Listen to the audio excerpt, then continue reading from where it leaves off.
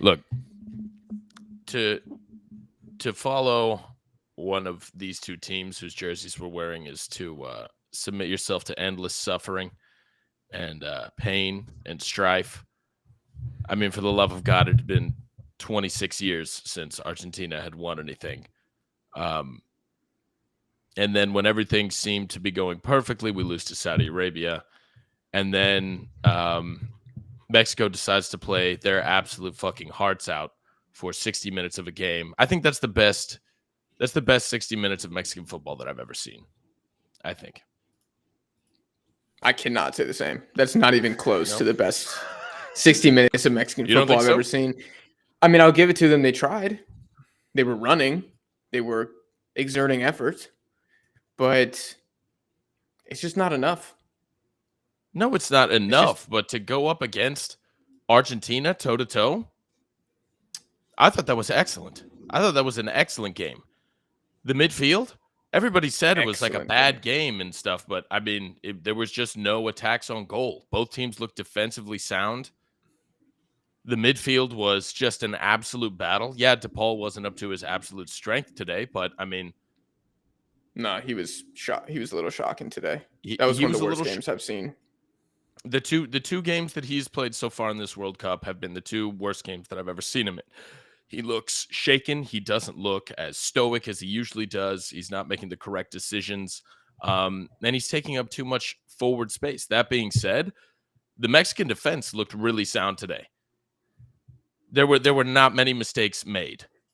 Even the first Messi goal was not a Mexican mistake. No, not really. It wasn't.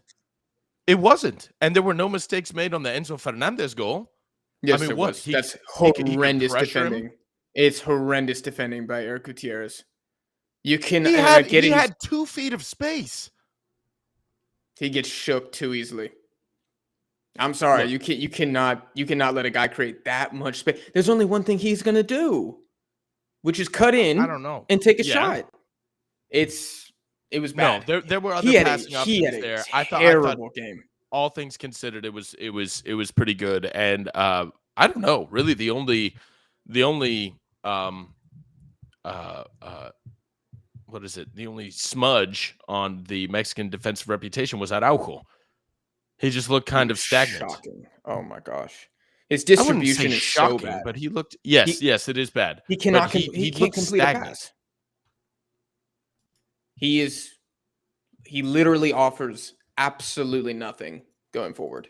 He might have had a 50% completion rate for his passing. And the fact that he is one of Mexico's starting center backs just says everything about where Mexico as a national team is. He should be nowhere near the lineup. But he is. And look, it's not his fault. I thought defensively he had a pretty decent game. Problem for Mexico, outside of our best player not even getting a minute of game time, was we had one shot on target, which was the Alexis Vega free kick. Good free kick. Mm-hmm. Free kick. That was literally it.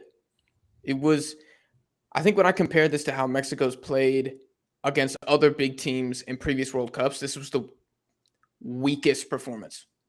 As in, they never looked like scoring.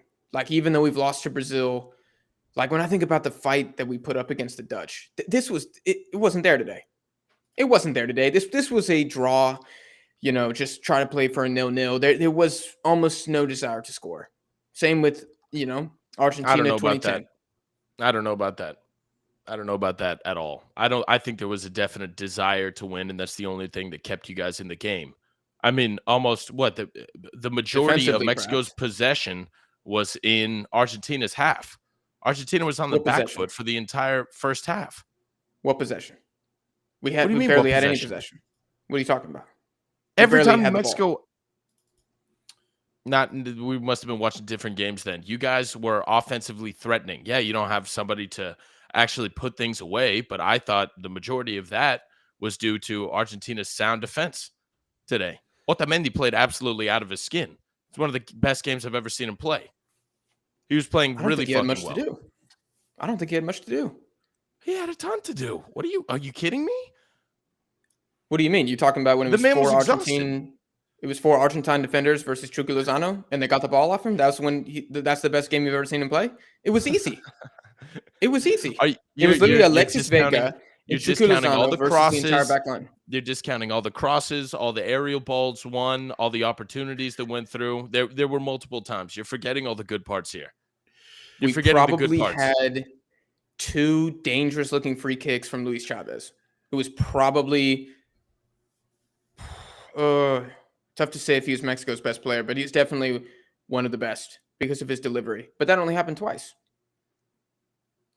I don't know. I'm inclined to disagree here. I was feeling and maybe it is because I'm biased and I was just worried the entire game.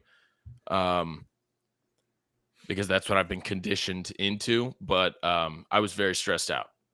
Very stressed out. I felt like there was major press, major competition all throughout the midfield area. And frankly, I thought the Mexican wings looked pretty threatening. I mean, they made Montiel look pretty See, and the reason like he was why I searching for think something. so as a neutral, I think the reason why y'all have such, it's like y'all watch different games, is your expectations for your two teams. You know, like Connor, you expect in Argentina that does not make defensive mistakes and is, you know, lightning quick on a counter and in transition. And Jack, I feel you kind of feel the same way, where you want to see more Mexican possession in transition and some counterattacking football from them. So it's like you're seeing different sides of the coin, even though it's the same coin. In that regard, if that makes any sense. Yeah, no, it does. We definitely are pessimistic when it comes to our national teams. We pick and choose. The negatives have more stopping power than the positives, I feel like. Definitely. Yeah, and that's what sticks clear in your mind, are the negatives. Because what are the positives? That we looked decent and battled for 60 minutes, which is, it's not nothing. I think It's the not positive nothing. for Mexico was that exactly as you said it. You know, I think they were, in my mind, Tata was gunning for a draw. For some reason, he was gunning for a draw, even though I think this was a very emotional Argentine team that he might have been able to catch a goal up on. It looked like that. Maybe. It looked like Maybe, that for a while. you know? And Mexicans had 42% possession. So it wasn't nothing. We got a lot of that after you guys scored the first goal, and it was just the defense passing it back and forth. It was not threatening possession. I thought a lot of it came in the first half. Pretty decent amount of it. I think if you looked and tallied up every single goal scoring opportunity generated by Mexico, maybe 4 total, and all of those are offset pieces. There was really nothing. The midfield was not generating much.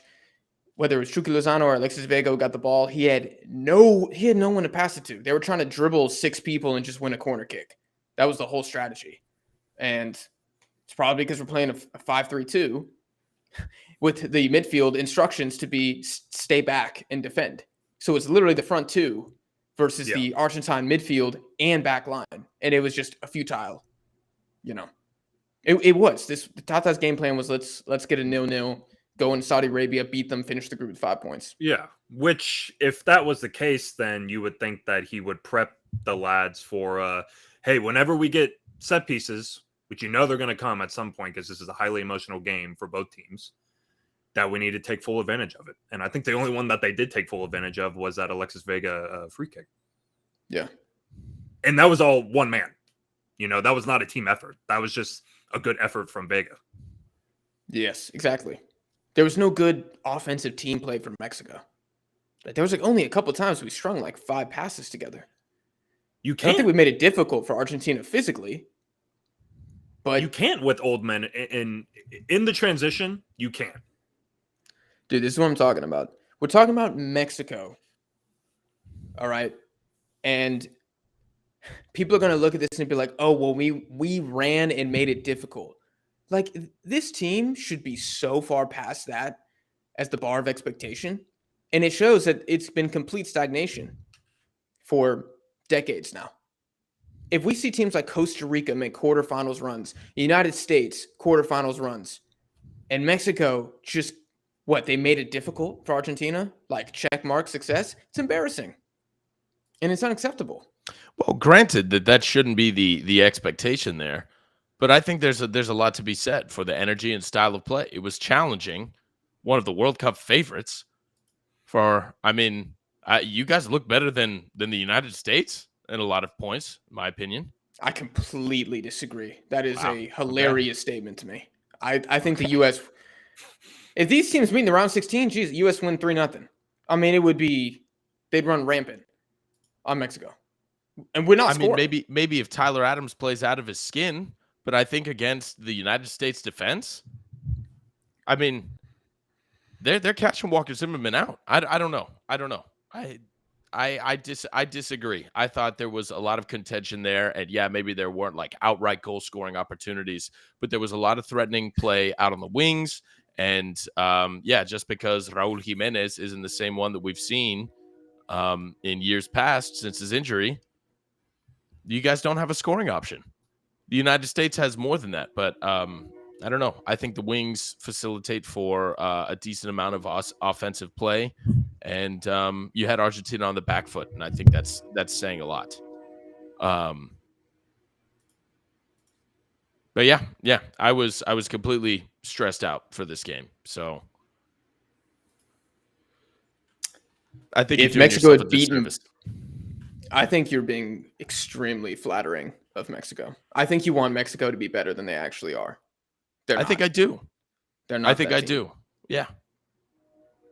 I get what you're saying, but the potential of this team is so much better than what we've seen in these first two games at the World Cup. It's unacceptable, and it makes me as a fan feel like the past 4 years has been a waste because there's been no improvement. We've gotten worse. We're one of these teams riding in a battle with our fucking old guard. Give the vets one last chance to do something, keeping all our young guns out in the wings, can't even break into the national team. And if you're going to do that, I'm okay if you do that, but we better make the goddamn round of 16 or quarterfinals. Minimum. If you're going to deny the next generation those opportunities to play, you better do something with Guardado and Herrera in the midfield. And Herrera looked shambolic, I will say. He's his age has caught up with him. His age has caught up with him. He got used to MLS ball. And that's it's not like you can dynamo. Jesus. Yeah, it's not like you can prep for World Cup style play when you play for the worst team in the MLS, if not one of the worst. Yes. No, the worst. Watching the Dynamo play, probably the worst disaster. So, what are your expectations going forward to Saudi Arabia then? We'd be lucky to score 2. We'd be lucky to score 1. We would have the gods would be truly smiling on us to score 2. Because for Mexico to go through, Argentina has to beat Poland by 3, right?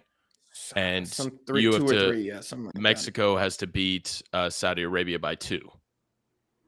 Something like that, yes. Something like that.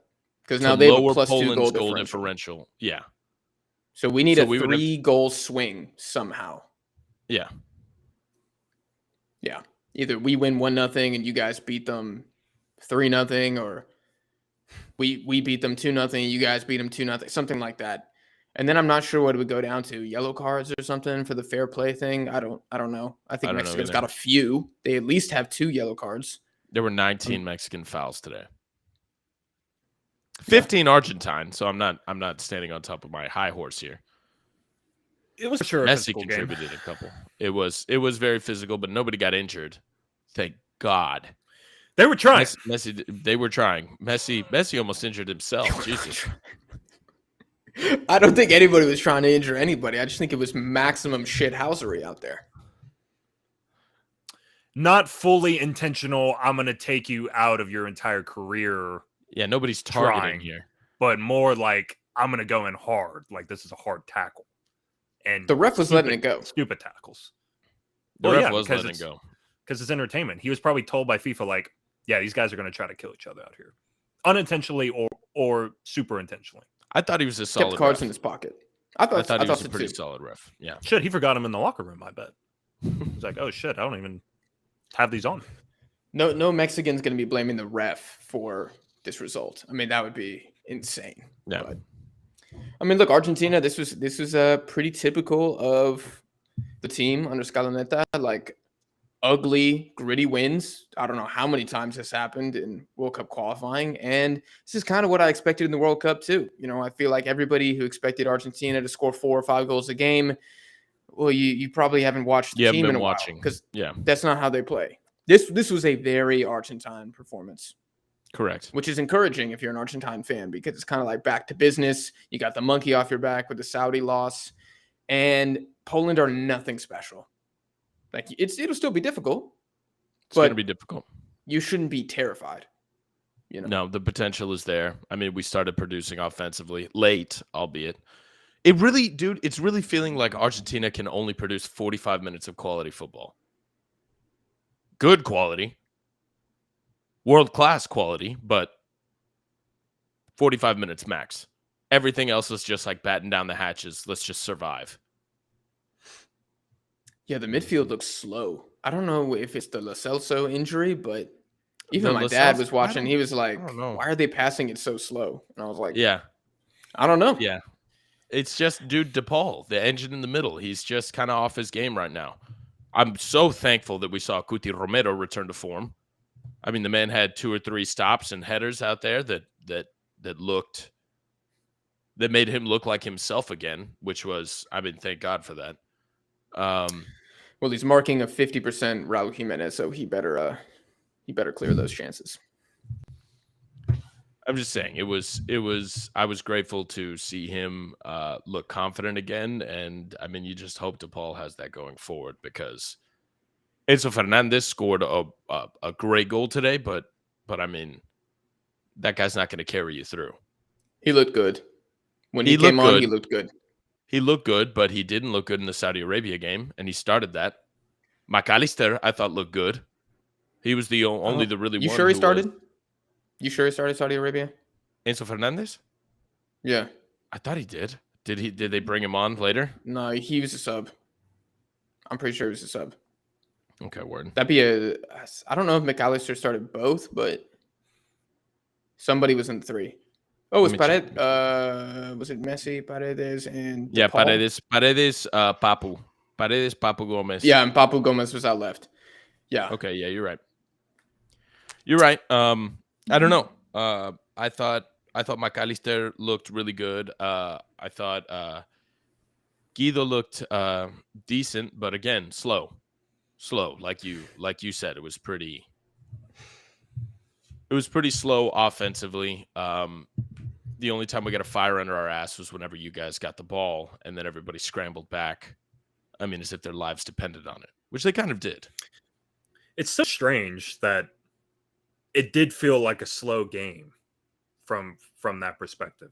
Was it like, would you chalk it up as an immense pressure on these guys' shoulders and that they're just like so hesitant to do anything not out of the ordinary, but like charge forward, I guess, with reckless abandon, and they want to be very calculated in order to not make a mistake and I guess falter for their country?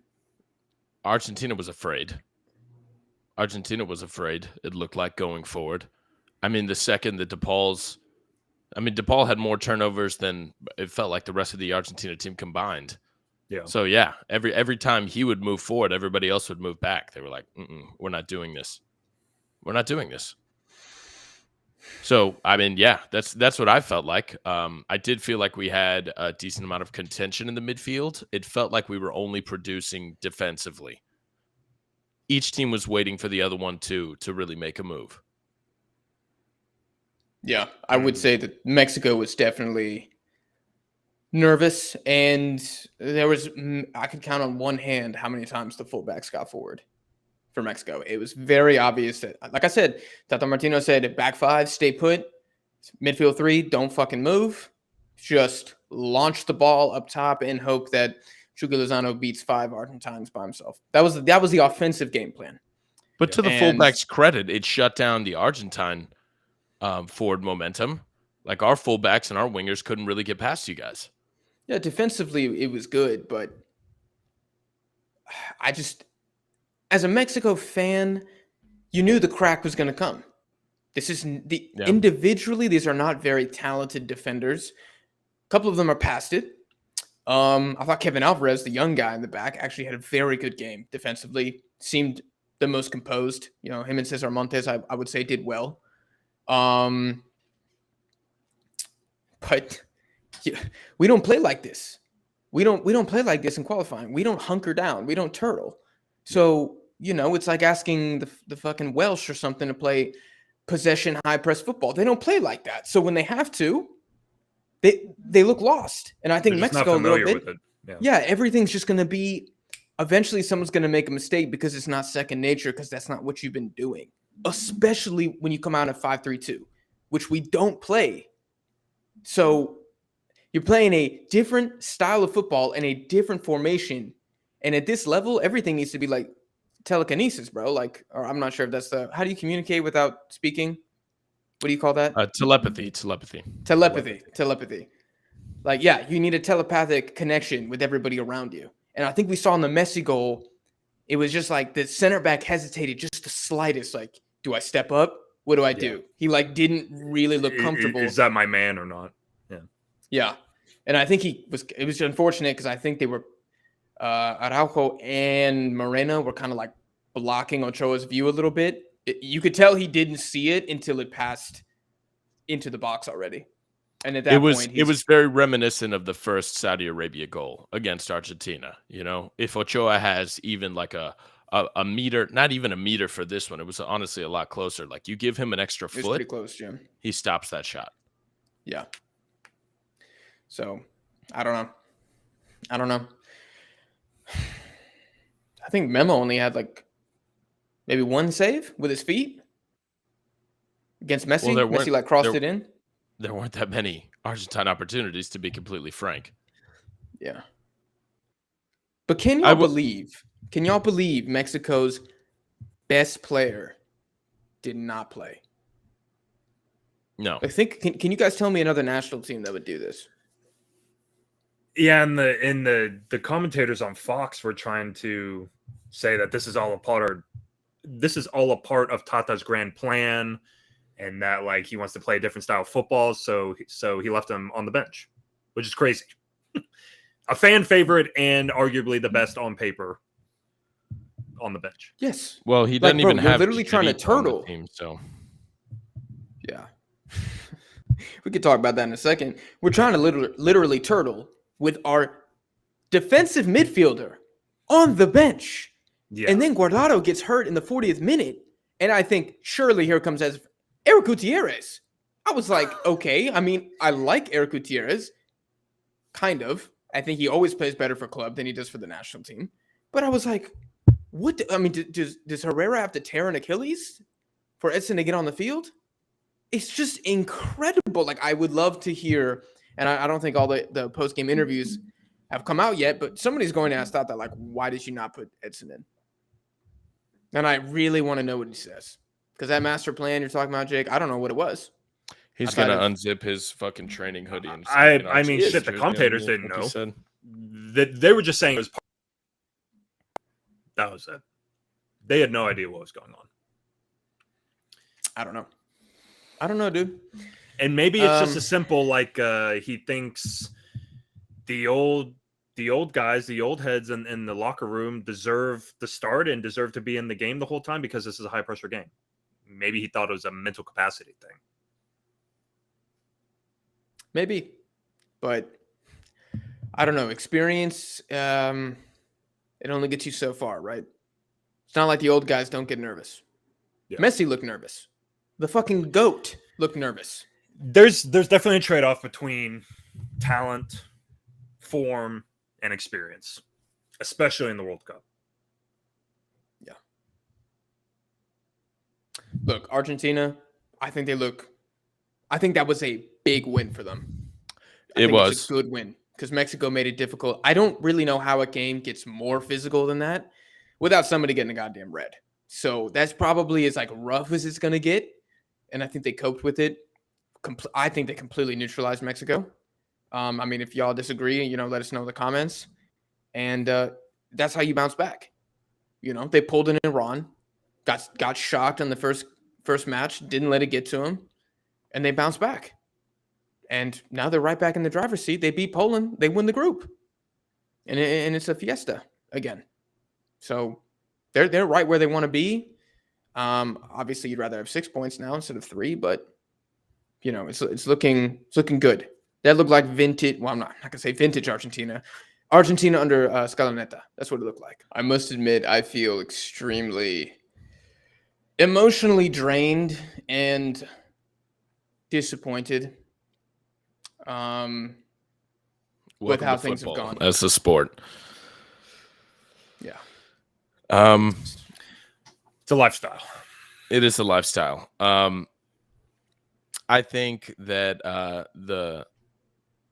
the good thing is that going forward, you guys have a lot of room to grow, and It's like a nice way of hopefully saying they take y'all are advantage of it. trash. It's also a nice way of saying like the only way to go is up Yes, when you're at the bottom. it is. Yeah. And that's exactly what I'm saying. I mean, we saw Argentina do it on a number of cases. And we're like, our infrastructure is absolute shite. So that gives a little bit of hope for Mexico. You guys have a massive population, a huge footballing culture. So, I mean, the hope is that Tata gets out of there. You guys get a new coach who the lads can rally around. And honestly, even if it's a Greg Berhalter type figure to cut out all the old blood and get in a bunch of new guys, you guys are in for a tough 2 years, but it's a rebuild. So hopefully there's a lot to look forward to in a rebuild is, I guess, what I'm saying. They've got to plan even further ahead than that. Yeah, for sure. I would argue not even 2026. We're talking 2030. Like, plan for that generation. Yeah. Oh yeah. Get the young guys in. But I mean, I don't know. I think it'd be good for Mexico to be where the United States is this year, in 2026. Wait, say that one more time. So where the United States is this year, Uh-huh. in 2022, I want Mexico to be there in 2026 with a whole crop of young blood. Okay. Bunch of guys playing in Europe, bunch of guys Possible. trying and playing, just a whole fresh squad that we don't really see. You've got some veterans that have this brutal, I say veterans in like Edson Alvarez and what's his name? The young guy that was playing lateral fullback. You said that Kevin at the Alvarez. game. Kevin Alvarez. Thank you so much. I think those guys could be good veterans going forward because they're going to see and they're going to have experienced the bullshit that that you've endured this year, and hopefully they improve that going forward. But Herrera should never see the field for Mexico again. He shouldn't. He shouldn't. Stop. He shouldn't have even been called up for this World Cup. He should not have been called up. No, he shouldn't. Let's be frank. I mean, maybe as a you could make the argument that he'd be good as a locker room guy. Like a Danny Alves. Yeah. Yeah, exactly. But he should not be starting. No. Should not be starting. No, agree. But we don't have options on the bench, really. No, it's tough. Like when we're talking about the 26 that Tata Martino decided to bring, I said it after the Poland game. There's no game changers on the bench. There's no Diego Lainez. We left our most informed, prolific striker back at his club in the fucking Netherlands. We got nobody to bring on. Like it's not good. It's not good. We got a couple Liga MX guys that we left home as well. Like the final quality player that Liga MX and Mexico are churning out is unacceptable. It is too far below the standard that is needed for Mexico to ever do anything at a World Cup besides be a pretty good team that will put up a fight for 65 minutes and then capitulate. Because right now, that's the level. We're about 2-0 defeat to any of the big boys across any federation. I mean, Mexico doesn't win the Asian Cup. Hell no. No. Japan against this team. Oh my God. Korea would probably spank these boys. Iran, no chance. AFCON, bro, we'd be lucky to make it to the semifinal. Yeah. Next Gold Cup, we'll probably lose to Canada in the semifinal. There is so much wrong. And Connor, I think you're right. All we can pray for is that the fallout is so devastating from this that we see structural change. Major structural change. I completely agree. Which that's mean, where it starts. That is where it starts. That is where it starts, and there's a lot to look forward to in that. I mean, look at this Argentina crop. Back when Argentina had their first major rebuild, we didn't have a Lautaro Martinez. We were looking at Adolfo Gaish, the guy that plays in Russia right now. That's who I had banked my fucking money on. I was like, oh, yeah, he'll play for Zenit, and then he'll go to, like, Arsenal or something. Hell no. The man's stagnant over there. Yeah. There's a whole crop of players that are going to come up. They're going to play for their clubs, especially with seeing how some of the guys are doing over in Europe right now. And that's what you just have to look forward to. You got a new badge, you got a new kit, and now the important shit, the hard work comes in. How do you two, as people without skin in the game and biases towards Mexico, how do you see that last match with Saudi Arabia going? I think it's going to 1-0 to who? To Mexico, honestly. I'd like to see it, but I do think I'm a little bit biased right now. I've really never invested in Mexico all that much, but I've really been getting more into them. I've been paying more attention to the team, and frankly, I found all the jeering memes and stuff. I really enjoyed it. I thought it was funny. I was like, this is a fan base that would fucking die for their country, and frankly, it reminds me a lot of the Argentina mindset. Like, yeah, we may not advance, but we're going to take points off of you. We're going to drag you with us. You know, I like that.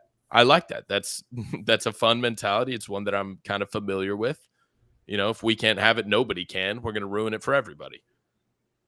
I vibe with that. And in spite of all the animosity that Argentina received, I don't really see any negatives. I have a ton of Mexican friends. And so, yeah, you can't help but root for them. And CONCACAF as a whole, Mexico gets better. Canada gets better. USA gets better. The conference and the region as a whole gets stronger, and football grows because of it. That's all you can ask for. So, no, I don't want Mexico to do poorly. I think I do have a little bit of bias towards them. Like, I am a fan of them. So maybe my take on the Saudi Arabia game is skewed. I also think I kind of fucked myself by not watching the Saudi Arabia game. So I'm not entirely familiar. All I have to go off of is the Argentina game. But yeah, I don't know. My hope is with Mexico, and I do see a world where they go through. That would be fucking huge. That being said, you know what? I'm going to ask you something really quick. Counter question: do you think it's better for Mexico to crash out now in fire and just a disastrous exit, or would you rather them go through by some miracle? I think that's gone either way. No, he's gone either way. Will be better. I would honestly rather them say it. I don't want to say lose to Argentina, lose to Saudi Arabia, but draw and just bounce out. Uninspired.